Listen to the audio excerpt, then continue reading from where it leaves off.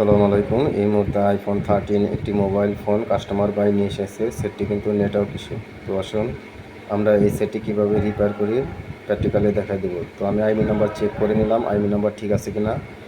তো কীভাবে সেটটি কমপ্লিট করি দেখতে থাকুন। আইফোনের মাদারবোর্ড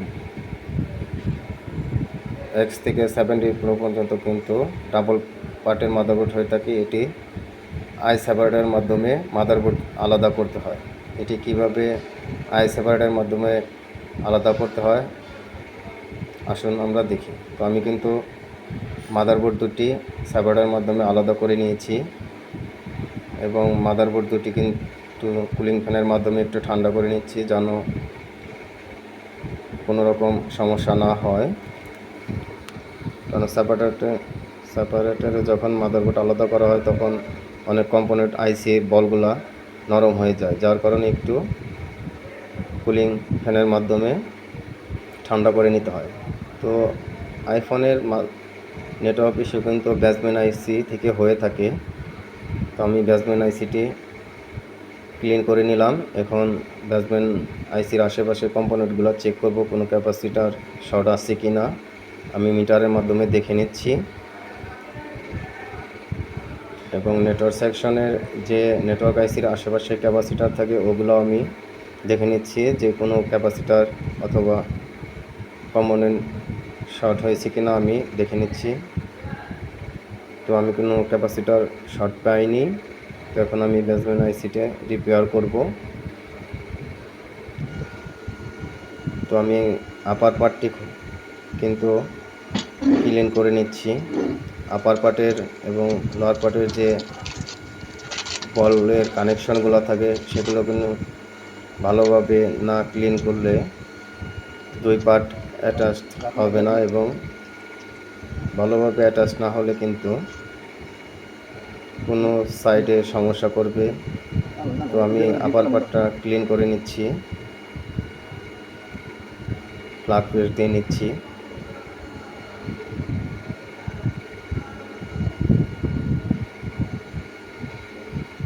প্লাগ পেস্ট দিয়ে আপার পার্টটি সোল্ডারিং উইকের মাধ্যমে এবং আয়রনের মাধ্যমে লেয়ারগুলো খুব সুন্দরভাবে ক্লিন করতে হবে যেন বলগুলো ছোটো বড় না থাকে। এই কাজগুলো কিন্তু খুব সাবধানে করতে হবে, কেননা আপার পার্টে সিপিও থাকে। সিপিওর আশেপাশে অনেক ছোট রেজিস্টার ক্যাপাসিটার থাকে।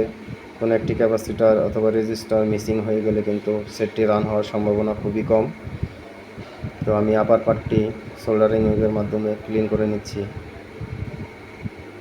খুব আলতোভাবে করতে হবে, কেননা একটি লেয়ার মিসিং হলে লেয়ার বানানো খুবই কঠিন আইফোনের লেয়ারগুলা। তো আমি আপার পার্ট ক্লিন করে নিচ্ছি।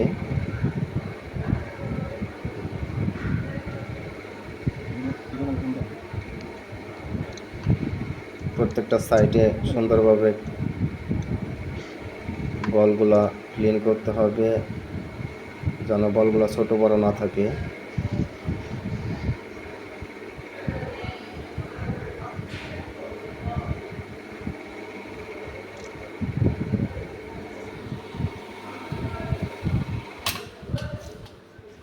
বলগুলা সঠিকভাবে ক্লিন না হলে কিন্তু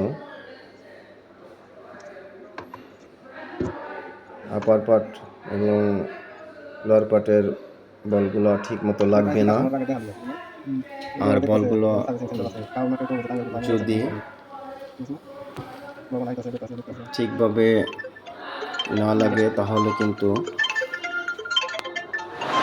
কোনো না কোনো সেকশনে সমস্যা হবে।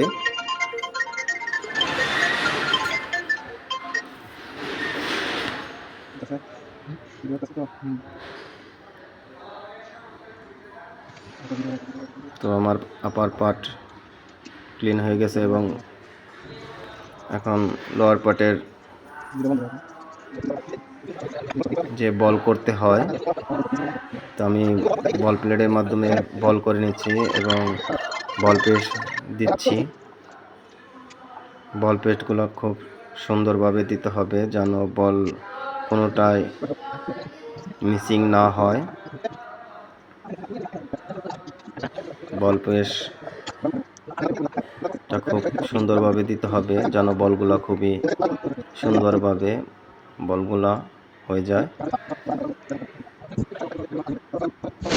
তো আমি বল প্লেটটা উঠিয়ে নিচ্ছি এবং হট গামের মাধ্যমে লোয়ার পার্টের যে বলগুলা তুলে নিচ্ছি।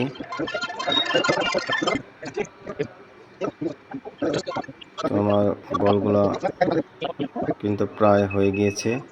প্রত্যেকটি বল খুব সূক্ষ্মভাবে করতে হবে এবং ছোট বড় হলে কিন্তু লোয়ার পার্ট এবং আপার পার্টের কানেকশনগুলো ডিসকানেক্ট থাকবে, সেক্ষেত্রে কিন্তু সেটের কোনো সেকশনে সমস্যা হতে পারে। তো আমার লোয়ার পার্টের বলগুলা হয়ে গেছে। ফ্ল্যাট পেস্ট দিয়ে নিচ্ছি যেন বলগুলা ছোট বড় না থাকে।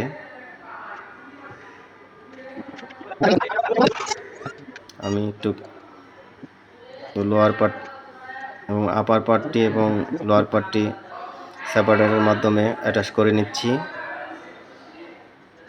এবং প্রত্যেকটা সাইডগুলো দেখছি যেন সুন্দরভাবে লাগে। কোনো রকম আঁকা বাঁকা থাকলে দুই পার্ট ডিসকানেক্ট থাকবে। তো লোয়ার পার্ট আপার পার্ট সুন্দরভাবে করতে হবে অ্যাটাচড, তা নাহলে কিন্তু সেটা কোনো রকম সমস্যা থাকবে, যে কোনো সমস্যা হতে পারে। তো ফ্ল্যাট পিস দিয়ে নিচ্ছি আবারও যেন বলগুলা সুন্দরভাবে দুই পার্টের সাথে লেগে যায়।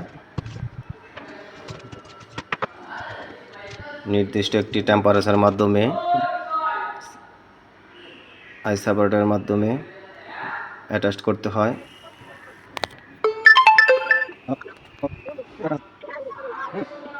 তো আমার দু পার্ট কিন্তু প্রায় অ্যাটাচড হয়ে গিয়েছে। তো আমি একটি মাদারবোর্ড একটু কুলিং ফ্যানের মাধ্যমে ঠান্ডা করে নেব। তারপর আমি সেপারেটর থেকে উঠে নেব। কুলিং ফ্যান দিয়ে আমি বোর্ডটা একটু ঠান্ডা করে নিচ্ছি এবং সেপারেটর থেকে বোর্ডটা উঠে নিয়েছি এবং বোর্ডটি খুব গরম থাকার কারণে ঠান্ডা করার জন্য কুলিং ফ্যান ব্যবহার করা হচ্ছে। তো বোর্ডটি আমি সুন্দরভাবে ঠান্ডা করে নিচ্ছি। তো বোর্ডটি এখন পরিষ্কার করে নিব, কোনো রকম যেন ডাস্ট না থাকে।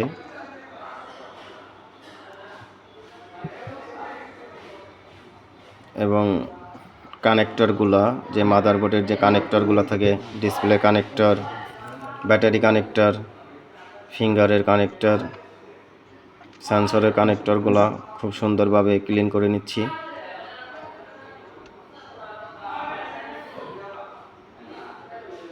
কোনো রকম ডাস্ট থাকলে সমস্যা হতে পারে। কানেক্টরের কোনো রকম ডাস্ট থাকলে তাহলে কিন্তু কানেক্টরগুলো ভালোভাবে লাগবে না।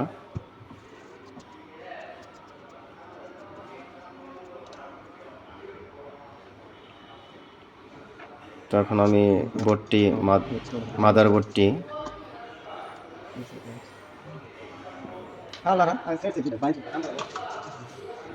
ক্লিন করা হয়ে গেছে। এখন আমি মাদারবোর্ডটি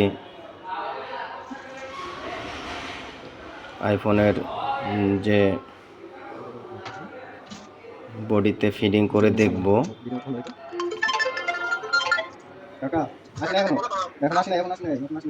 মাদারবোর্ডটি এখন আমি সেটে কানেক্ট করে দেখব, লাগিয়ে দেখব যে আমার সেটটি রান হয় কিনা এবং যে সমস্যা ছিল সেটি সমাধান হয় কিনা। আমি মাদারবোর্ডটি লাগিয়ে নিচ্ছি। খুব আলতোভাবে লাগাতে হবে যেন কোনো রকম রিবনগুলো ছিঁড়ে না যায় এবং মাদারবোর্ডে কোনো রকম চাপ না লাগে। তো আমি মাদারবোর্ডটি লাগিয়ে নিয়েছি। তখন রিবনের যে কানেকশনগুলো থাকে, স্পিকার, ক্যামেরার যে কানেকশনগুলো থাকে, আমি সুন্দরভাবে লাগিয়ে নিচ্ছি।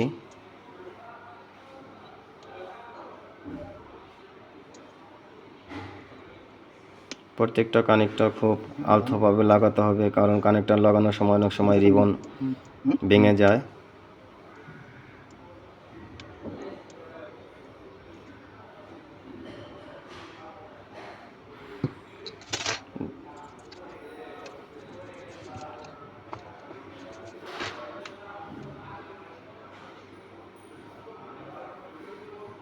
এবং ডিসপ্লেটা আমি লাগিয়ে নিচ্ছি।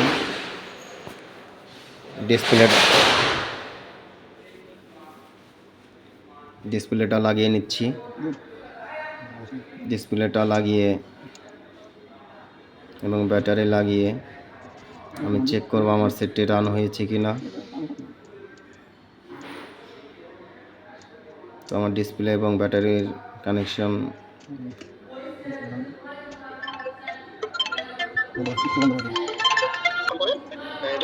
লাগিয়ে নিচ্ছি।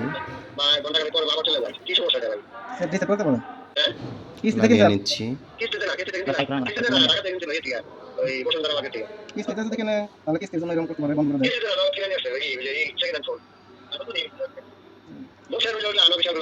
এখন দেখবো, আমি চার্জার লাগিয়ে দেখবো আমার সেটটি রান হয় কিনা এবং যে সমস্যা ছিল সমাধান হয় কিনা। আলহামদুলিল্লাহ, আমার সেটটি কিন্তু রান হয়ে গিয়েছে।